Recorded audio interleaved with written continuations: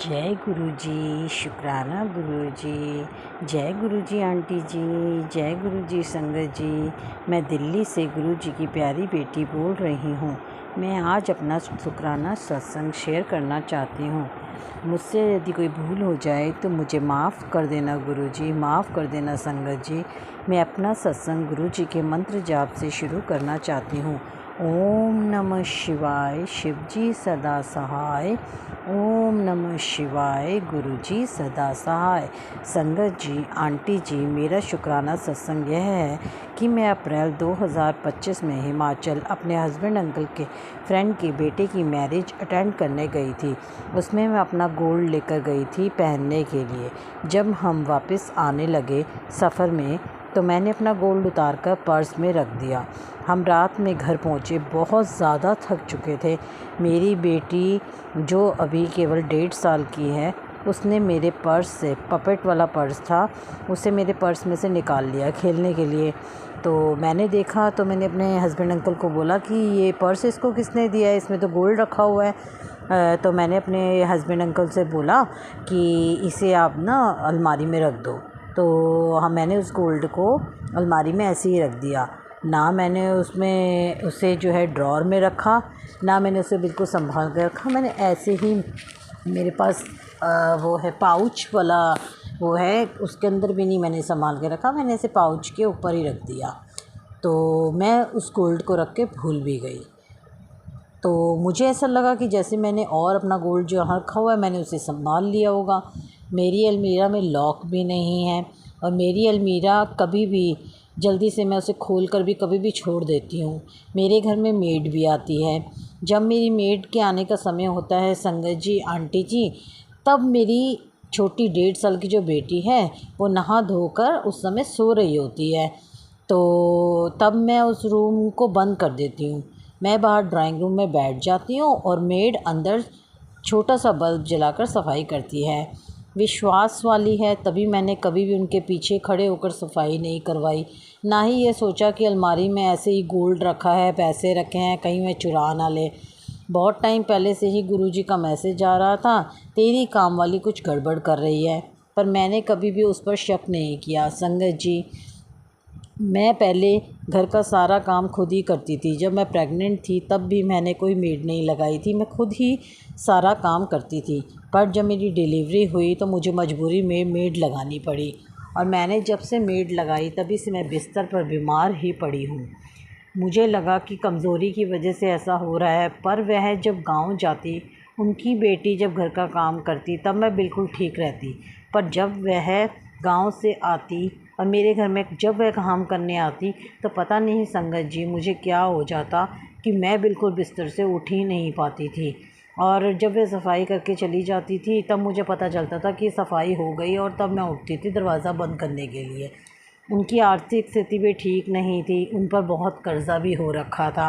वह हमेशा यही रोती रहती थी कि मेरे को किश्त देनी है, मेरा पति अच्छा नहीं है, वह मुझे बहुत मारता है।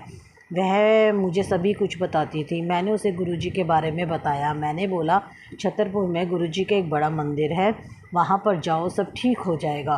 संगत जी, घर में गुरुजी के भजन मैं हमेशा चलाकर सुनती रहती थी। वह भी सुनने लगी, उसे भी अच्छा लगने लगा।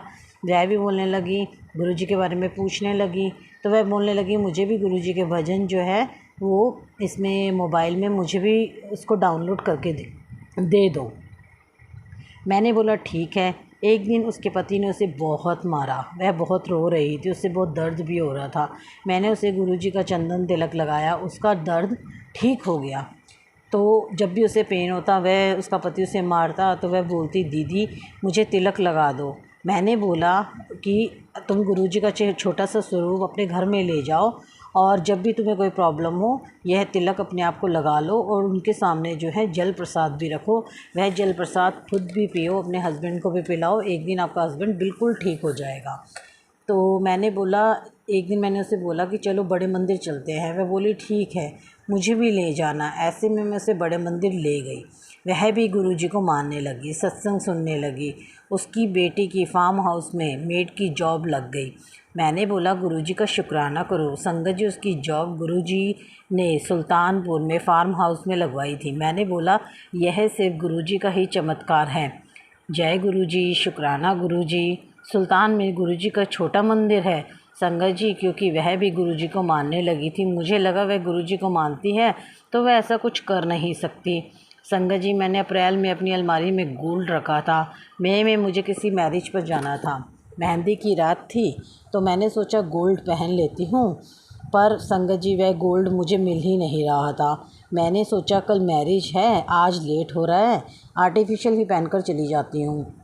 तो जैसे ही मैं गाड़ी में बैठी, मैंने अपने हस्बैंड अंकल से कहा कि गोल्ड नहीं मिल रहा है, पता नहीं मैंने कहाँ रख दिया है, शायद कहीं अंदर रखा होगा, तो मैं आज आर्टिफिशियली पहन कर आ गई हूँ। तो मेरे हस्बैंड अंकल ने मुझे बोला कि तुमने वो ग्रीन पपेट पर्स में रखा था।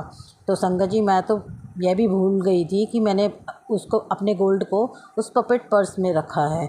मुझे लगा कि मैंने उस पर्स से निकाल कर दूसरे पर्स में संभाल कर रख लिया होगा। तो मुझे बहुत टेंशन होने लगी, क्योंकि मैंने अपने कपड़े अलमारी में 2-4 दिन पहले ही रखे थे। पूरी अलमारी मैंने साफ़ की थी। मुझे वो पर्स काफ़ी टाइम से दिखाई ही नहीं दे रहा था। तो फिर मैंने काफ़ी दिन से देखा ही नहीं। जब मैं फ़ंक्शन से घर आई, अपनी अलमीरा में देखने लगी, सभी पाउच खोलकर देखे। मेरे हस्बैंड अंकल बोले अब सो जाओ, कल देख लेना। मैंने बोला नहीं, मुझे नींद नहीं आएगी, क्योंकि हैवी गोल्ड था। मेरी एंगेजमेंट रिंग थी, कॉकटेल रिंग, और हैवी मंगलसूत्र सेट भी था विद टॉप्स। तो आजकल संगत जी, गोल्ड बहुत ही महंगा हो गया है। मैंने अपने पिछले करवा चौथ पर पहली बार ही अपना मंगलसूत्र पहना था, न्यू था, हैवी भी था। मैं बहुत थक गई, सोचा कल दोबारा अच्छे से देख लूँगी। सुबह उठते ही मैंने फिर पूरी अलमारी खाली की, पर नहीं मिला। उससे 3 या 4 दिन पहले ही मैंने अपनी पूरी अलमारी साफ़ की थी, मुझे कहीं भी नहीं दिखा। मुझे बहुत ज़्यादा टेंशन हो गई। मैंने बोला अभी तो मैंने 3-4 दिन पहले ही अपने बच्चों की अलमारी भी साफ़ की है, अपनी अलमारी भी साफ़ की है, और वो जो ग्रीन पर्स है वो तो मुझे कभी दिखा ही नहीं, और मुझे लगा कि मैंने गोल्ड अपना संभाल लिया होगा। संगत जी, मैं उस गोल्ड को रख कर भूल चुकी थी। तो वह पर्स काफ़ी दिन से मुझे दिखाई भी नहीं दे रहा था। मैं गुरुजी के सामने बैठकर रोने लगी। तो गुरुजी, आप कहते हो गरीबों की मदद करो, उनको भूखा मत जाने दो, चाय पिलाओ। गुरुजी, मैंने कौन सी गलती कर दी? मेरी मेड आती है, उन्हें भूख लगी होती है, वह कुछ घर से खाकर भी नहीं आती है, बोलती थी दीदी कुछ खिला दो, चाय पिला दो। मैं चाय और कुछ बनाने में बिज़ी हो जाती थी, वह उस रूम की सफाई कराती थी। मैंने गुरुजी को बोला यही किया उन्होंने, पता नहीं, या तो गोल्ड घर पर ही है, मैं रख कर भूल गई हूँ, या उन्होंने लिया है। इनके लिए उस गोल्ड की बहुत वैल्यू है, ये बेचकर अपना सभी कर्जा मुक्त हो सकती हैं। मैंने संगत जी घर में गुरुजी की गद्दी भी लगा रखी है, उनका अलग रूम मैंने मंदिर बनाया हुआ है, उसी में मैं बैठकर रो रही थी। वह आई और बोली दीदी क्या हुआ, क्यों रो रही हो? मैंने बोला मेरा गोल्ड नहीं मिल रहा है। वह बोली चलो हम ढूंढते हैं। वह भी अपनी छोटी बेटी के साथ मेरी अलमारी में गोल्ड ढूंढने लगी। तो वह बोली दीदी अभी तो आपने 3-4 दिन पहले अपनी अलमारी की सफाई की है। तो मैंने बोला मुझे अलमारी में तो वो पर्स दिखा ही नहीं है, तो मैं सुबह से भी ढूंढ रही हूँ, मैंने सब देख लिया है, पता नहीं गोल्ड कहाँ चला गया। तो वह बोली दीदी घर में ही होगा और मिल जाएगा, मैंने तो हरा पर्स देखा भी नहीं है। उसकी छोटी बेटी बोली आंटी जी, जब आप शादी से आई थी तब आपकी छोटी बेटी जो कि 1.5 साल की है वह उस पर्स से खेल रही थी, आपकी बड़ी बेटी ने उससे लेकर टीवी पैनल पर रख दिया। जब मैंने अपनी बड़ी बेटी से पूछा तो वह बोली मम्मी मैंने देखा होता तो मुझे पता था उसमें गोल्ड है, मैं सीधा आकर आपको देती, पैनल पर नहीं रखती। फिर मैंने उससे बोला, वह बोली आपकी छोटी बेटी के पास मैंने ही देखा था, आंटी वो ही खेल रही थी उससे, तो या तो मैंने लिया है या आपकी बड़ी बेटी नविता ने लिया है, तो अब पता नहीं आंटी, मैंने देखा तो था उसी के पास ही। तो उसकी मम्मी बोली मैंने तो बिल्कुल भी नहीं देखा, हरा पर्स मैंने कभी भी नहीं देखा आज तक आपके घर में। तो मेरी छोटी बेटी ने एक बार डस्टबिन में अपनी बॉटल डाल दी थी, तो मुझे यही टेंशन थी कि कहीं उसने डस्टबिन में तो नहीं डाल दिया। तो वह बोली आंटी हो सकता है उसने डस्टबिन में डाल दिया हो। वह बोली मुझे बहुत डर लग रहा है दीदी, हमने तो लिया नहीं है, हम गुरुजी से यही प्रेयर करते हैं कि गुरुजी इन आपका गोल्ड मिल जाए, क्योंकि अगर नहीं मिला तो हमारे ऊपर ही इल्ज़ाम आएगा, घर में और कोई तो आया ही नहीं है तब से। संगत जी जब गोल्ड गुमा तब से वह छुट्टी भी ज़्यादा करने लगी, तब मेरा शक और ज़्यादा इन पर होने लगा। पर मैंने कभी भी इन्हें गलत नहीं कहा और ना ही इन्हें इस काम से हटाया। इनकी छोटी बेटी रोज़ काम पर आती थी तो वह बोलती थी, आंटी आपका गोल्ड मिल गया, आपका पर्स मिल गया। तो मैं बोलती थी, नहीं बेटा।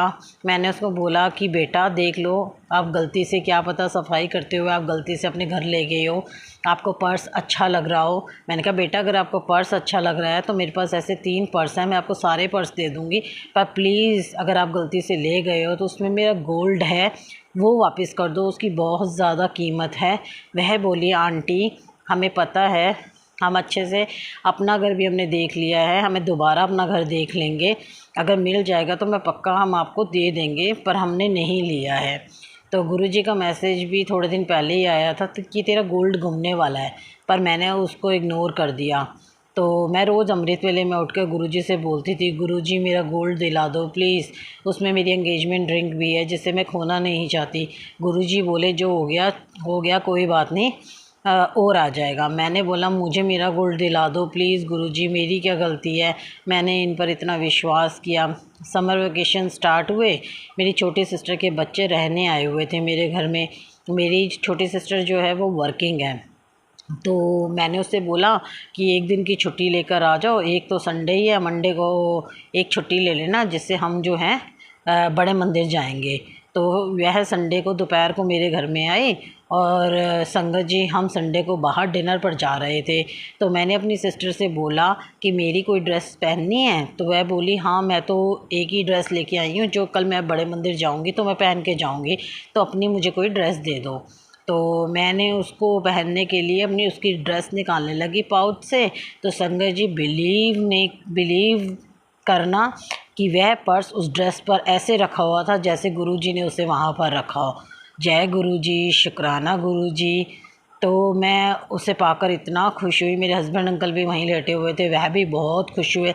तो वह बोले कि ये तो आप बहुत बार खोल चुकी हो, इसको तो आपने बहुत बार चेक किया, तब तो इसके अंदर नहीं मिला। मैंने कहा ये गुरुजी की ही करिश्मा है, गुरुजी का ही चमत्कार है, गुरुजी ने ही इसे रखा है। तो क्योंकि ये तो मेरी मेड ने भी खोला था और मैं भी बहुत बार इसे खोल के सेम पाउच को खोल के देख चुकी थी, बट ये गुरुजी का ही चमत्कार है, गुरुजी ने ही इसमें रखा है। उसके बाद मैंने गुरुजी को यही बार बार बोल रही थी कि गुरुजी अगर आप नहीं चाहते कि मैं मेड रखूं तो ठीक है, अगर मेरा गोल्ड मिले चाहे मेरा गोल्ड नहीं मिले तो मैं जो है ये मंथ कंप्लीट होने के बाद अपनी मेड को हटा दूँगी। तो संगत जी जब मेरा गोल्ड मिल गया तो मैंने उनको बताया और मैंने उनको यही बोला कि तो आपका महीना जब ख़त्म हो जाएगा तो उसके बाद मेरे हस्बैंड अंकल मना कर रहे हैं कि अपने घर का काम खुद करो, तो मैं खुद ही काम करूँगी। तो संगत जी अब मैंने उनको हटा दिया है और मैं अपने घर का काम खुद ही कर रही हूँ। तो गुरुजी ये था मेरा शुक्राना सत्संग। गुरुजी का लख लख शुक्राना, कोटि कोटि धन्यवाद। जय गुरुजी, शुक्राना गुरुजी, शुक्राना आंटी, जो आपने मेरा सत्संग शेयर किया अपने प्लेटफॉर्म पर। जैसे गुरुजी ने अपना चमत्कार दिखाया ऐसे सभी के ऊपर अपनी मेहर करे, कृपा करे। जो आंटी जी इस सत्संग को शेयर करेगी उन आंटी जी को भी ब्लेस करें, संगत जो भी संगत इस सत्संग को सुनेगी उससे भी ब्लेस करे। अब मैं अपने सत्संग को यही समाप्त करती हूँ। अगर मेरे से कोई भूल हो गई हो तो मुझे माफ़ करना संगत जी, आंटी जी। जय गुरुजी, शुक्राना गुरुजी। ओम नमः शिवाय, शिवजी सदा सहाय। ओम नमः शिवाय, गुरुजी सदा सहाय। संगत जी अगर आप भी अपना शुक्राना सत्संग और संगत जी के साथ शेयर करना चाहते हैं तो दिए गए नंबर पर लिखकर या फिर ऑडियो फाइल के रूप में आप हमें अपना शुक्राना सत्संग भेज सकते हैं। संगत जी आपका शुक्राना सत्संग और संगत जी के साथ ज़रूर साझा किया जाएगा। संगत जी अगर आप हमारे चैनल पर नए हैं, पहली बार आए हैं, तो चैनल को लाइक कीजिए, सब्सक्राइब कीजिए और बेल आइकन को दबाना बिल्कुल मत भूलिएगा संगत जी, ताकि जब भी गुरुजी महाराज की कोई ब्लेसिंग्स आएँ तो वो सबसे पहले अपनी प्यारी संगत तक ज़रूर पहुँचे। इसी के साथ मैं अपने शब्दों को विराम दूंगी। आइए मिलकर करते हैं गुरुजी का मंत्र जाप। ओम नमो शिवाय, शिवजी सदा सहाय। ओम नमो शिवाय, गुरुजी सदा सहाय। जय गुरुजी, शुक्राना गुरुजी।